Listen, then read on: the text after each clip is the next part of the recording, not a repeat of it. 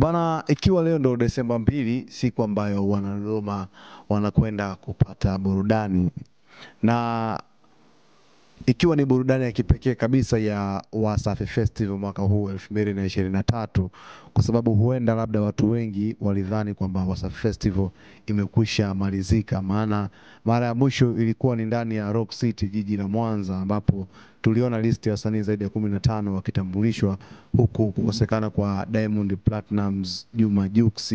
kulizua gumzo kubwa sana miongoni mwa mashabiki hapa nchini Tanzania kwamba Diamond yuko wapi, ikaenda vile vile na vile. Sasa zamu hii ni wanadodoma, ambapo muda huu usiku huu wanakwenda kupata ladha kubwa kabisa ambayo tayari imekwisha rindima katika viwanja pale mkoani Dodoma, ambapo zaidi ya wasanii 15 wanapata nafasi ya kuweza kuzungumza na mashabiki wao kupitia ladha ya muziki, na kitu kikubwa ambacho watu wengi wanakisubiri ni kuweza kuona ubunifu ambao watakuja nao wasanii mbalimbali, ambapo kuna listi kubwa sana ambayo tayari imekwishaweza kutambulishwa, na hivi sasa kinachofanyika hapa ni kuweza kudondosha ile listi ya mmoja mmoja ndani ya jukwaa. Wasanii ni wengi sana, na surprise kubwa ni kuona labda Dvoice atapanda na ubunifu gani, labda huenda Diamond Platnumz akaingia naye, labda huenda Dvoice akaonekana katika pigo za kitofauti tofauti, kwa sababu hivi sasa anatamba na albamu yake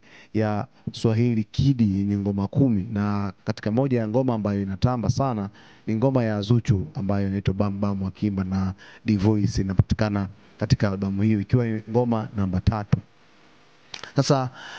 shauku ni kubwa, na watu wengi wamekuwa wakijiuliza kwamba Founder TZ yuko wapi, kwa sababu hakuonekana katika tamasha hata moja la Wasafi Festival mwaka huu 2023, licha ya kuwa Babu Tale aliweza kumwahidi kwamba atakuwa ni miongoni mwa wasanii ambao watakaoweza kupanda katika moja ya jukwaa la Wasafi Festival mwaka huu 2023, japo watu wengi walikuwa wanatamani kuona akipanda pale Mtwara, lakini haikuwa hivyo kama ambavyo watu wengi walikuwa wakidhania. Sasa zamu hii ni wanadodoma wanaenjoy muda huu, wanaruka mabreka, vibe ni kubwa kama ambavyo picha zinaweza kupita hapo mtazamaji ukiwa unazitazama, basi hiyo ndo vibe ya wanadodoma, na wasanii tayari wamekwishaweza kupanda stajini. Ubunifu wa stage ilivyokaa ni kitu kikubwa ambacho kinaweza kuendelea kutambulisha muziki wetu katika level za kimataifa. Sasa kaa karibu na ZTV kwa matukio mengi ambayo yanazidi kufuata juu ya show kubwa kabisa ya Wasafi Festival mwaka 2023.